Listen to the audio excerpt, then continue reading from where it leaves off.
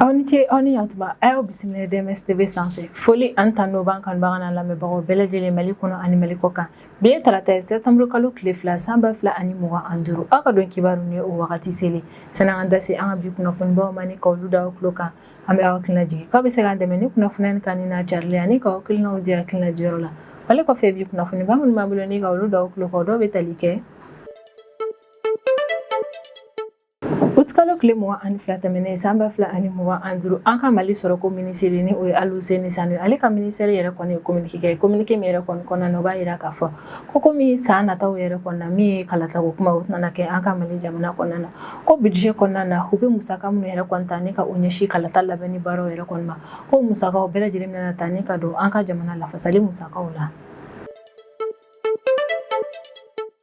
Couvre-feu tun bɛ Kayi région kɔnɔna na kari tɛmɛnen Utkalo tile 31 san 2025 dan tun bɛ kari ni couvre-feu ko in yɛrɛ kɔnɔna nka o don kɔfɛlen na Kayi gouverneur ale kɔni ye laseli kɛ ko kalo kelen bɛna fara couvre-feu in yɛrɛ kɔni kan o b'a yira k'a fɔ ko couvre-feu bɛ continuer Kayi région kɔnɔna na fo ka taa se septembre kalo tile 30 yɛrɛ kɔni ma o yɛrɛ de kɔni na ko k'a daminɛ sufɛla zone la ni k'a bila sɔgɔmadafɛla nɛgɛ kanɲɛ 5 yɛrɛ kɔni na ko yamaruya tɛ maa si yɛrɛ kɔni bolo n'a bɔra lakana tigilamɔgɔ ale ni kɛnɛyako maaw la ko n'a bɔra olu la ko yamaruya tɛ maa si bolo ni ka yala Kayi région yɛrɛ kɔni kɔnɔna na.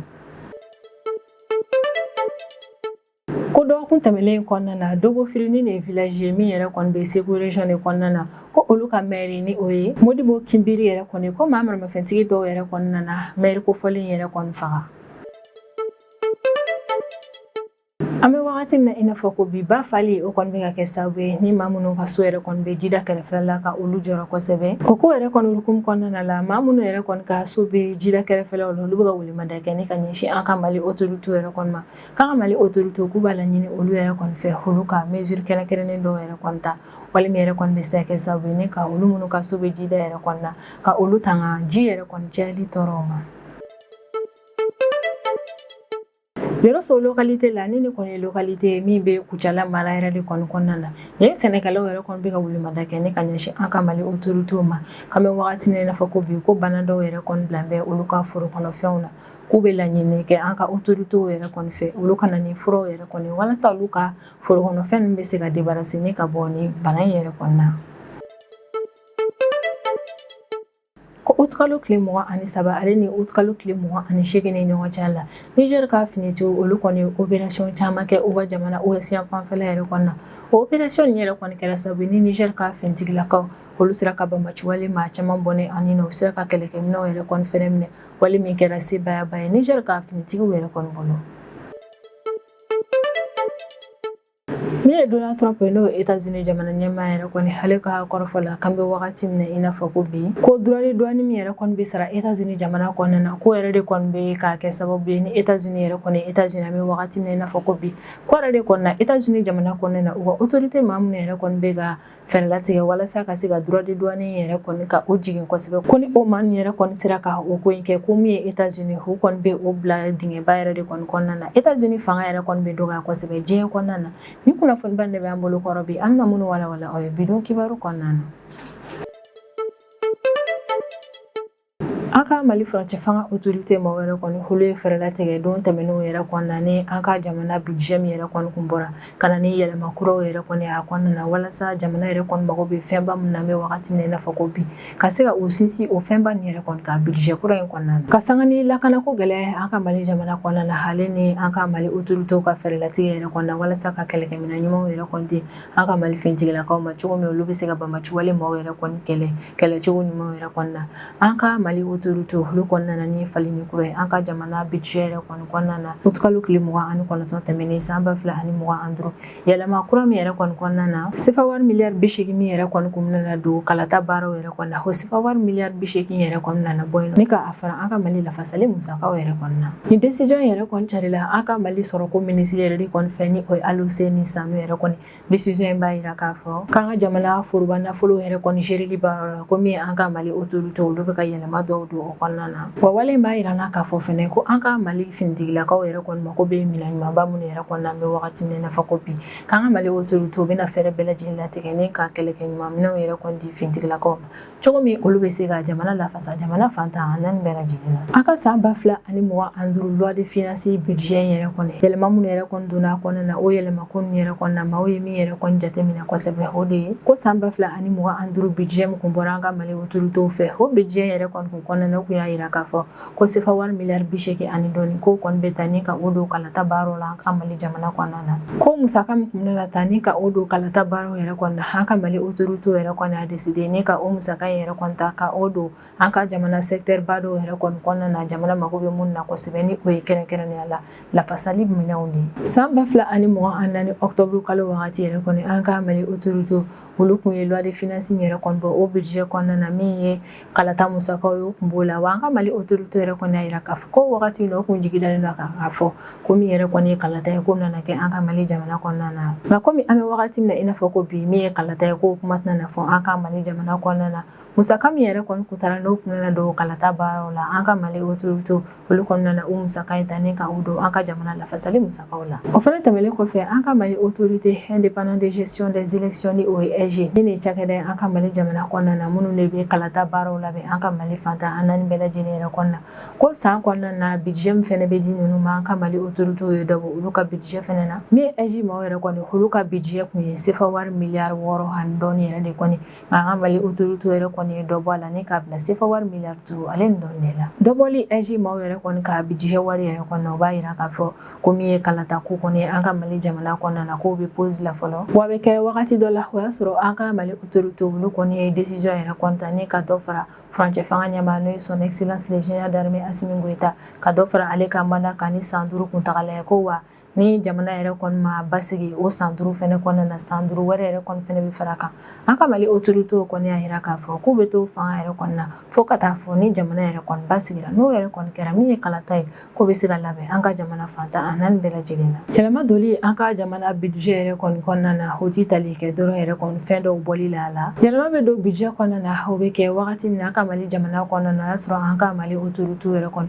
olu bɛ k'a lajɛ jamana kɔnɔna na priorité ye fɛn mun ye ko fɛn minnu yɛrɛ kɔni tɛ se ka bila ka mɛn yɛrɛ kɔni an ka Mali autoritéw yɛrɛ kɔni bɛ k'a lajɛ ni ka jamana musakaw yɛrɛ kɔni ɲɛsin o fɛn ninnu de ma fɔlɔ o hukumu yɛrɛ de kɔni kɔnɔna na min ye an ka lafasali maaw yɛrɛ kɔni ka san musakaw ye ko dɔ yɛrɛ kɔni farala o kan wagati tɛmɛnenw na an ka Mali lafasali san budget yɛrɛ kɔni kun ye CFA wari miliyari 485 ani 5 ale ni dɔɔni yɛrɛ de kɔni nka min ye kalata musakaw ye komi o bɛna fara lafasali musakaw kan wari yɛrɛ kɔni bɛ t'i jɔ fo CFA wari miliyari 500 ni 50 ani 4 ale ni dɔɔni yɛrɛ de kɔnɔna san kɔnɔna na dɔ farali lafasali budget ka o kɛ kun yɛrɛ de kɔni walasa ka dɔ fara an ka Mali finitigilakaw ka capacité yɛrɛ kɔni ka kosɛbɛ kɛlɛkɛyɔrɔw la ka kɛlɛkɛminɛn ɲumanw yɛrɛ kɔni di u ma cogo min u bɛ se ka dɛmɛ kosɛbɛ banbaciwale kɛlɛli baaraw la dɔw yɛrɛ kɔni ka kɔrɔfɔ la ko ka sanga ni i ka jamana yɛrɛ kɔni bɛ lahalaya min na wagati min yɛrɛ kɔni na k'a ka kan kosɛbɛ yɛrɛ kɔni i k'i ka jamana musaka ko yɛrɛ kɔni gérer ka adapter kosɛbɛ i ka jamana ka lahalaya yɛrɛ kɔni na ko yɛrɛ de kɔni na an ka Mali autoritéw kan ka fɔ kosɛbɛ u ka nin ko in yɛrɛ kɔni na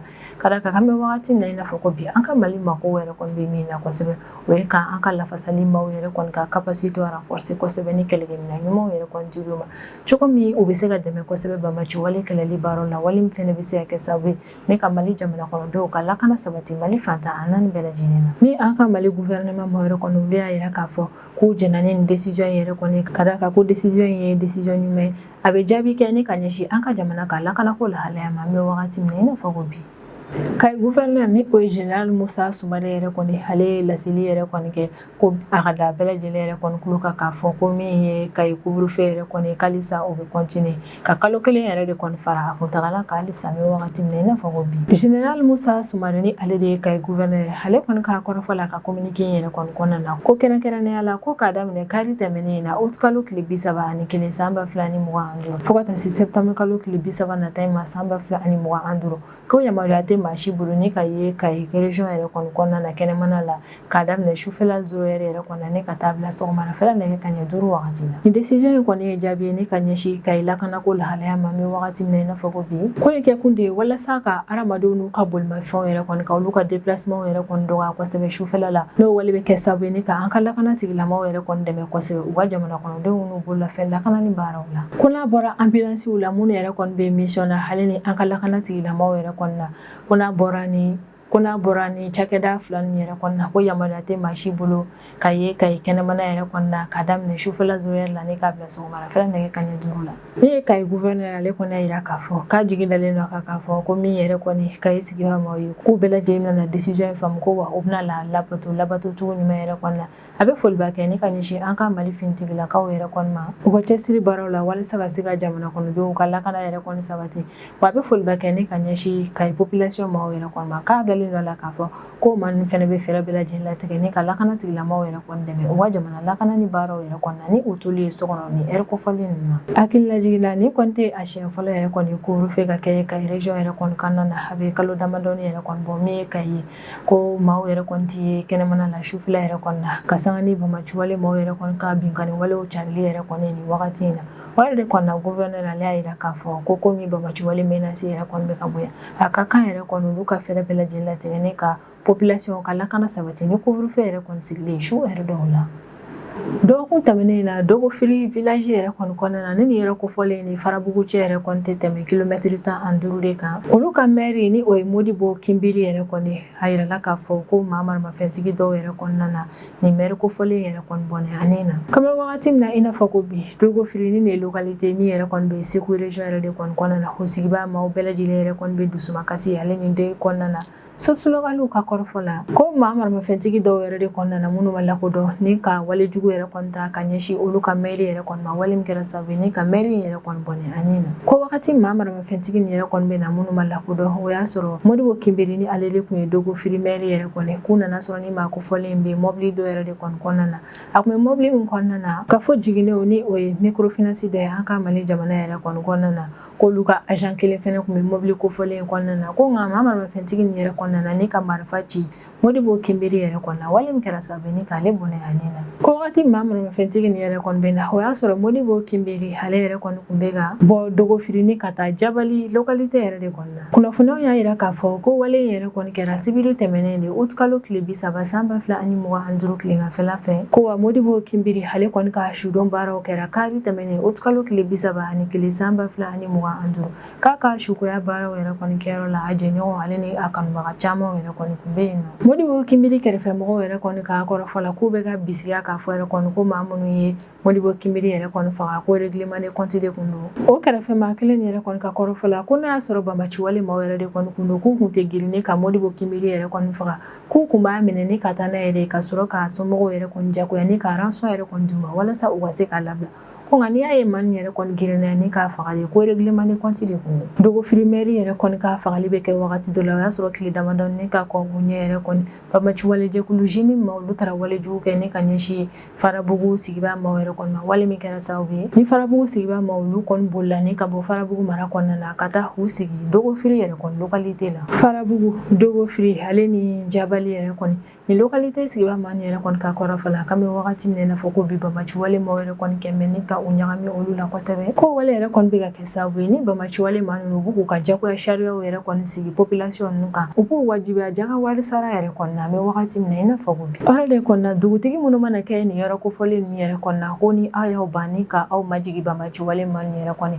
a b'a ye k'a fɔ sanga ani wagati u b'o dugutigiw minɛ walima u b'u bɔnɛ u ni na yɛrɛ kɔni. Dɔw yɛrɛ kɔni ka kɔrɔfɔ la ko komi Modibo Kinbiri ni ale de tun ye Dogofili localité maire yɛrɛ kɔni ko komi ale ye Farabugu population yɛrɛ kɔni kun bɛ a ka village kɔnɔna na k'o de maja jɛkulu maramafɛntigi nin ye k'o yɛrɛ de kɔni na u ye a lajɛ yɛrɛ kɔni ni ka maire kofɔlen in faga. An kɔni bɛ wagati min na i n'a fɔ ko bi min an ka Mali lakana tigilamɔgɔw yɛrɛ kɔni olu bɛ ka fɛɛrɛ bɛɛ lajɛlen latigɛ ni ka sɛgɛsɛgɛli baara yɛrɛ kɔni kɛ nin ko hokumu kɔnɔna la maa minnu yɛrɛ kɔni ye Modibo Kinbiri yɛrɛ kɔni faga k'u bɛna fɛɛrɛ bɛɛ lajɛlen latigɛ ni ka u tɛgɛ da o maa nin kan nin wagati yɛrɛ kɔni na an bɛ dugawu de kɛ banbagatɔ ye k'Ala ka badabada da ni nɔgɔya ye. An bɛ wagati min na i n'a fɔ ko bi an ka Mali jamana yɛrɛ kɔnɔna na ba fali o kɔni bɛ ka kɛ sababu ye ni maa minnu ka so yɛrɛ kɔni bɛ jida kɛrɛfɛla la ni ka olu jɔrɔ kosɛbɛ. Ko Mopti région kɔnɔna na an bɛ wagati min na i n'a fɔ ko bi ji yɛrɛ kɔni ale hakɛya ka ɲi kosɛbɛ nka min ye Kulukoro région ma olu y'a jira k'a fɔ k'u jɔrɔlen don n'u ta ye ka d'a kan ko n'i ye salon ni ɲinɛ yɛrɛ kɔni ta k'a lajɛ ko salon ni wagati kelen in na olu ka ji yɛrɛ kɔni tun bɛ hakɛya min na ko ɲina o wagati kelen in na ji yɛrɛ kɔni tɛmɛna o bɛɛ lajɛlen kan. Nka o n'a ta o ta nin région fila nin yɛrɛ kɔni kɔnɔna na an ka jamana cakɛda min yɛrɛ kɔni ka baara bɛnnen don jiw yɛrɛ kɔni hakɛya jateminɛli kan olu kɔni bɛ ka population yɛrɛ kɔni hakili lasigi k'a yir'u la k'a fɔ k'an bɛ wagati min na i n'a fɔ ko bi ko basigi yɛrɛ kɔni bɛ ba fali kɔnɔna na fɔlɔ. Kulukoro région kɔnɔna na an ka jamana yɛrɛ kɔni ka foroba cakɛda min ka baara bɛnnen yɛrɛ kɔni don ji hakɛya jateminɛli kan an ka Mali jamana kɔnɔna na olu ka autorité yɛrɛ kɔni y'a jira k'a fɔ ko Kulukoro région yɛrɛ kɔni kɔnɔna na ko tiɲɛ yɛrɛ kɔni na ko ba bɛ ka fa kosɛbɛ ko nka k'a ko yɛrɛ kɔni tɛ jɔrɔna ko bɔ an bɛ wagati min na i n'a fɔ ko bi Bubakari Mayanta ni ale yɛrɛ de kɔni ye Kulukoro hydraulique directeur général yɛrɛ kɔni ale y'a yɛrɛ k'a fɔ ko tiɲɛ yɛrɛ kɔni na k'an bɛ wagati min na i n'a fɔ ko bi ba min yɛrɛ kɔni bɛ Kulukoro mara yɛrɛ kɔni kɔnɔna na ko o ji cayara kosɛbɛ ni ka tɛmɛ salon ta kan ko nka o n'a ta o ta k'an bɛ wagati min na i n'a fɔ ko bi ko alerte tɛ yen fɔlɔ ko ni dun y'a ye k'a fɔ ko alerte yɛrɛ kɔni tɛ yen ko b'a jira k'a fɔ ko situation yɛrɛ kɔni ka fusa kosɛbɛ ko ale de kɔni na problème foyi tɛ yen k'a b'a laɲini population yɛrɛ kɔni fɛ u ka to basigi ale nin jateminɛ kɔnɔna na fɛnɛ nka hali n'a sɔrɔ directeur yɛrɛ kɔni ye nin kuma yɛrɛ kɔni fɔ maa dɔ ni ale yɛrɛ kɔni ka so bɛ jida kɛrɛfɛla la kɛrɛnkɛrɛnnenya la n'ale bɛ Buguni région yɛrɛ de kɔni kɔnɔna na ale y'a jira k'a fɔ k'ale kɔni jɔrɔlen don kosɛbɛ Modibo Sise ni ale de ka so yɛrɛ kɔni jɔn bɛ bada kɛrɛfɛla yɛrɛ kɔnɔna n'a bɛ Buguni région kɔnɔna na ale y'a jira k'a fɔ ko ɲina n'i ye ba yɛrɛ kɔni ta k'a lajɛ k'i b'a dɔn k'a fɔ yɛrɛ kɔni ko ba fara kosɛbɛ ɲina ka tɛmɛ salon ta kan k'an bɛ wagati min na i n'a fɔ ko bi olu yɛrɛ kɔni sirannen don kosɛbɛ ji kɔni kana na dama tɛmɛ yɔrɔ ninnu na n'o wale bɛ kɛ sababu ye ni ka olu ka so ale n'u ka foro kɔnɔnaw ka jibaw de fo ji walankata yɛrɛ kɔni bɛ na tiɲɛni don olu ka dannikɛfɛnw ni u ka sow la min kɔni Mopti région kɔnɔna o jɛgɛmɔnaw y'a jira k'a fɔ k'olu hakili sigilen don kosɛbɛ ɲina samiya ko ta fanfɛla in na ka d'a kan ko ba hakɛya ka ɲi kosɛbɛ Mopti jɛgɛmɔna dɔ yɛrɛ kɔni ka kɔrɔfɔ la k'ale kɔni bɛ Yuwaru mara yɛrɛ de kɔni kɔnɔna na ko an bɛ wagati min na i n'a fɔ ko bi ale kɔni jɔrɔlen tɛ kosɛbɛ ni ɲina samiya in jiw ye ko n'i ye salon yɛrɛ kɔni ta lajɛ ka ɲina lajɛ fɛnɛ k'i b'a ye k'a fɔ k'olu ka ba fali yɛrɛ ka suma ɲina kosɛbɛ Mopti kɔni région kɔnɔna na an ka jamana ka foroba cakɛda maa minnu yɛrɛ kɔni ka baara bɛnnen don ji hakɛyaw yɛrɛ kɔni jateminɛli la nin région kofɔlen in kɔnɔna na olu ka autorité yɛrɛ kɔni y'a jira k'a fɔ ko basigi yɛrɛ kɔni bɛ ba la Mopti région yɛrɛ kɔni kɔnɔna na fɛnɛ ko wa n'i ye salon yɛrɛ kɔni ta n'i k'a lajɛ ka ɲina fɛn la i b'a dɔn k'a fɔ k'a jiw bɛɛ kɔni ye hakɛya kelen ye nka o n'a ta o ta olu kɔni bɛ welemada kɛ ni ka ɲɛsin Mopti sigibaa maaw yɛrɛ kɔni ma k'u ka to jateminɛ ale ni basigi kɔnɔna na an ka Bamako kɔnɔna na yɛrɛ kɔni maa minnu ka so bɛ jida kɛrɛfɛla la olu kɔni y'a jira k'a fɔ k'u sirannen don kosɛbɛ o de la olu bɛ welemada kɛ ni ka ɲɛsin an ka autoritéw ma Bozondaka quartier yɛrɛ kɔni kɔnɔna na ni nin ye quartier min yɛrɛ kɔni bɛ fleuve Niger kɛrɛfɛla la an ka Bamako kɔnɔna na maa minnu ka so yɛrɛ kɔni bɛ nin quartier kofɔlen na olu kɔni y'a jira k'a fɔ k'an bɛ wagati min na i n'a fɔ ko bi olu sirannen don kosɛbɛ ni ba yɛrɛ kɔni fali ye o de kɔni na k'u bɛ welemada kɛ ni ka ɲɛsin an ka Mali autoritéw yɛrɛ kɔni ma k'u k'a lajɛ ni ka mesure kɛrɛnkɛrɛnnen dɔw yɛrɛ kɔni ta walasa ka se ka ba yɛrɛ kɔni fali kow ɲɛsigi cogo min tiɲɛni yɛrɛ kɔni kana na don olu n'u ka denbayaw kun ni ba yɛrɛ kɔni nana fa min yɛrɛ kɔni ye an ka jamana cakɛdaw ye minnu ka baara yɛrɛ kɔni bɛnnen don ji hakɛya jateminɛli yɛrɛ kɔni ka olu bɛ ka hakilisigi kumaw yɛrɛ kɔni fɔ kosɛbɛ o y'a jira k'a fɔ ko nin région fila ninnu kɔnɔna na ko kow yɛrɛ kɔni kɛcogo ka ɲi kosɛbɛ ko tiɲɛ yɛrɛ kɔni na ko ba bɛ ka fa ko nka olu kɔni tɛ alerte la fɔlɔ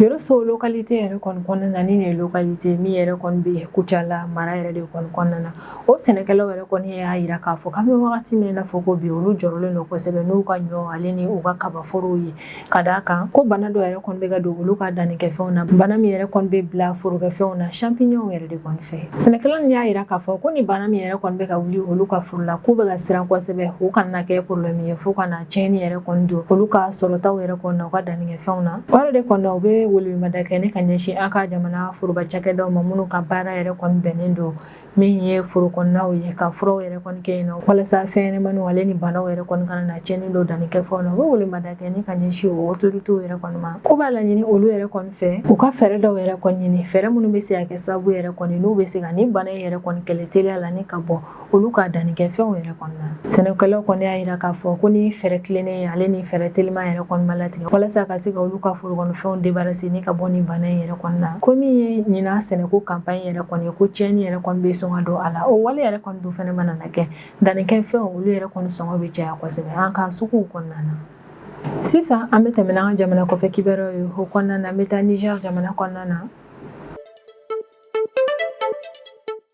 K'a daminɛ août kalo tile 23 ne ka taa bila août kalo tile 28 tɛmɛnen na san 2025 Niger ka finitigilakaw olu kɔni y'a yira k'a fɔ ko dɔgɔkun kelen kɔnɔna na k'olu ye opération caman kɛ u ka jamana ouest yan fanfɛla yɛrɛ kɔni fɛ ko opération nin bɛɛ lajɛlen kɛra sebaya ye olu yɛrɛ kɔni bolo ka d'a kan ko opération nin yɛrɛ kɔni na u sera ka banbati walima caman yɛrɛ de kɔni bɔnɛ u ni na min kɛra sababu ye ni ka dɔ fara jamana kɔnɔdenw ka lakana fɛnɛ kan Niger ka force de défense et de sécurité maaw yɛrɛ kɔni ka dɔgɔkun kunnafoniyaw la olu y'a yira k'a fɔ k'u ye ni opération minnu kɛ u ka jamana ouest yan fanfɛla yɛrɛ kɔni na ko opération yɛrɛ kɔni bɛ tali kɛ u ka opération ni ale ni opération Almahaw yɛrɛ de kɔni ko hukumu kɔnɔna la ko wa opération yɛrɛ kɔni kɛra sababu ye ni banbati walemaw kɛmɛ ni ka jan minnu da Niger ka finitigiw ɲɛ u sera ka o jan ninnu caman yɛrɛ kɔni wuli ka bɔ yen fɛn pɛrɛntan fɛn kun don bɛɛ dugu jukɔrɔ banbati walemaw fɛ walasa ka tiɲɛ don Niger ka finitigilakaw k'u sera ka o fɛn pɛrɛntan ninnu bɛɛ lajɛlen tiɲɛ ka bɔ yen banbati walemaw ka kɛlɛkɛminɛ ale n'u ka magoɲɛfɛnw fɛnɛ bɛ mara yɔrɔ minnu yɛrɛ kɔnɔna n'o dogolen bɛ kosɛbɛ Niger ka finitigiw opération in senfɛ o ye tiɲɛni yɛrɛ kɔni don o fɛn mara yɔrɔ ninnu bɛɛ lajɛlen na ko août kalo tile 23 tɛmɛnen san 2025 Niger ka finitigiw olu tun bɛ patrouille yɛrɛ kɔnɔna na Sayi ni Tamu localité yɛrɛ kɔni ɲɔgɔn cɛla la o patrouille senfɛ Niger ka finitigilakaw olu kɔni taara bɔ fɛn pɛrɛntan dɔw yɛrɛ kɔni dogolen ka dugu jukɔrɔla la Ilafari localité fanfɛla yɛrɛ kɔnɔna ni banbati walemaw kun kɛmɛ ka daba kama ka ni fɛn yɛrɛ kɔni dogo walasa ka se ka tiɲɛni don Niger ka finitigilakaw kun Niger ka finitigiw ka génie militaire bolofara maaw kɔni équipe dɔ wuli teliya yɛrɛ kɔnɔna walasa ka se ka na fɛɛrɛ latigɛ ka se ka ni fɛn pɛrɛntan yɛrɛ kɔni labɔ dugu jukɔrɔla la ka sɔrɔ a ma ci ka sɔrɔ a ma tiɲɛni don maa fɛnɛ kun o wale yɛrɛ kɔni kɛra sababu ni banbati walemaw olu kun ka laɲini kun ye min ni o de ye ka tiɲɛni yɛrɛ kɔni don Niger ka finitigilakaw kun n'u dɔw bɔnɛnen u ni na wale in kɛra sababu ye ni o sera ka bali wa Niger ka finitigilaka minnu kun bɛ patrouille la wagati in yɛrɛ kɔni na olu continuera u ka patrouille yɛrɛ kɔni fɛ lakana hale ni basigi kɔnɔna na ko tile 5 o kɔfɛ kɛrɛnkɛrɛnnenya la août kalo tile 28 san 2025 ko Niger ka finitigiw kɛlen ka renseignement yɛrɛ kɔni sɔrɔ olu ye opération dɔ yɛrɛ kɔni labɛn opération min yɛrɛ kɔni kɛra ni ka ɲɛsin Sefa Musa région yɛrɛ kɔni ma ko opération yɛrɛ kɔni kɛra sababu ye ni Niger ka finitigilakaw olu sera ka u bolo da banbati walemaw ka kɛlɛkɛminɛ marayɔrɔ dɔ kan opération in fɛnɛ kɛra sababu ye ni Niger ka finitigilakaw sera ka banbati walema 8 de bɔnɛ ani na finitigilaka ninnu u tilalen u ka opération yɛrɛ kɔni na u sera ka u bolo da fusil AK-47 fila kan u y'u bolo da moto caman yɛrɛ kɔni kan ni o moto caman yɛrɛ kɔni na bolimafɛn sen 3 den 2 kun b'a la ale ni carburant caman yɛrɛ kɔni kan ni Niger ka finitigilakaw bɛ ka bisigiya k'a fɔ yɛrɛ kɔni ko banbati walemaw olu de kun ta ye ni carburant ye ko wa carburant ko falen ale bɛ banbati walemaw dɛmɛ u ka walejugu kɛli yɛrɛ de kɔni na région in kɔnɔna na Niger ka finitigiw ka kɔrɔfɔla ko opération yɛrɛ kɔni kɛra sababu ye ni ka dimi juguba de don banbati walemaw la ko wa a kɛra sababu yɛrɛ kɔni fɛnɛ ye ni banbati walemaw maa minnu bɛna minɛnw yɛrɛ kɔni di u ma sanga ani wagati ka se ka tiɲɛni don o maaw fɛnɛ kun wale min bɛ kɛ sababu ye ni ka dɔ bɔ kosɛbɛ banbati walemaw yɛrɛ kɔni ka attaque capacité la ni ka ɲɛsin population ale ni finitigiw ma ko opération Almahaw yɛrɛ kɔni ko hukumu kɔnɔna la min ye Niger ka finitigilakaw ye olu kɔni sera ka u yɛrɛ bɔ banbati walemaw ka jan dɔ yɛrɛ kɔni na Kandaji localité yɛrɛ kɔni na ko Tilaberi Nord yan fanfɛla yɛrɛ kɔni fɛ opération Almahaw hukumu yɛrɛ kɔni kɔnɔna na Niger ka finitigiw olu y'a yira ko kura yɛrɛ kɔni k'u bɛ se kɛlɛ la wa u bɛ se u ka baara la kosɛbɛ ko août kalo tile 27 tɛmɛnen san 2025 banbati walemaw olu filɛ ni kana janda kɛ ka ɲɛsin Niger ka finitigilakaw ma sirala min yɛrɛ kɔni bɛ Kandaji ale ni Ayoru yɛrɛ kɔni fara ɲɔgɔn kan min ye Niger ka finitigilakaw yɛrɛ kɔni olu ye alerte yɛrɛ kɔni sɔrɔ teliya la kabini u ye alerte yɛrɛ kɔni sɔrɔ u y'u teliya ka fɛɛrɛ bɛɛ lajɛlen latigɛ walasa ka se ka banbati walemaw ka nin diya in yɛrɛ kɔni bali cogo min ye Niger ka finitigilakaw ye ka se ka maaw yɛrɛ kɔni jogini ale ni maaw bɔnɛni u ni na k'o dɔgɔya kosɛbɛ u ka fanfɛla la ko Niger ka finitigilakaw yɛrɛ kɔni tilalen u ka o baara yɛrɛ kɔni na o kɔfɛ u ye sɛgɛsɛgɛli baara dɔw yɛrɛ kɔni kɛ sɛgɛsɛgɛli baara mun yɛrɛ kɔni kun cɛra ni maa 4 yɛrɛ de kɔni minɛli bisigali bɛ ka kɛ k'a fɔ ko maa 4 nin yɛrɛ de kɔni sen donna janda in baaraw yɛrɛ kɔni na min kɛra ni ka ɲɛsin Niger ka finitigiw ma k'an bɛ wagati min na i n'a fɔ ko bi o maa 4 min minɛna Niger ka finitigilakaw yɛrɛ kɔni fɛ o maa 4 nin bɛɛ lajɛlen bɛ Niger ka autorité ma yɛrɛ kɔni ka bolo kan walasa ɲininkaliw ka se ka te k'u la ale ni sɛgɛsɛgɛli baara yɛrɛ kɔni ka continuer cogo min ni complice wɛrɛ tun bɛ nin Mali la ka fɛɛrɛ latigɛ ni ka o complice ninnu minɛ Niger ka force de défense et de sécurité ma yɛrɛ kɔni y'a yira k'a fɔ k'u ka finitigiw ka cɛsiri n'u ka baara kɛ ko ɲuman ko yɛrɛ kɔni olu nimisi la wasa kosɛbɛ ni opération nin senfɛ o y'a yira k'a fɔ k'olu ye ni opération min yɛrɛ kɔni kɛ ko opération in kɛra sababu ye ni ka banbati walemaw fɛgɛya kosɛbɛ u ka déplacement yɔrɔ la sanga ani wagati caman bɔra o la maa minnu bɛ na u mago ɲɛfɛnw yɛrɛ kɔni di u ma Niger ka fintigilakaw u ye o ko yɛrɛ kɔni dɔgɔya kosɛbɛ u ka jamana ouest yan fanfɛla fɛ wa min yɛrɛ kɔni Niger ka force de défense et de sécurité ma olu y'a yira k'a fɔ ko nin t'a bannen ye halisa u cɛsirilen bɛ bɛnbaliwale maaw ɲinini ale ni u bɔnɛni ye u ni na ko min yɛrɛ kɔni Niger jamana kɔnɔdenw n'u bololafɛnw ka lakana sabatilen ko ye Niger autorités yɛrɛ kɔni ka baara fanba de an bɛ wagati min na i n'a fɔ ko bi ni ne bɛ dan sigi an ka bidon kibaru la an b'an kanbaga n'a lamɛnbagaw bɛɛ lajɛlen fo Mali kɔnɔ ani Mali kɔ kan an bɛ aw hakilina jigin k'aw bɛ se k'an dɛmɛ ni kunnafoniya ni kan n'a carilen ani ka hakilinaw di hakilina diyɔrɔ la wale kɔfɛ an b'a fɔ yan ko aw k'an bɛn a ɲɔgɔnna wɛrɛ ma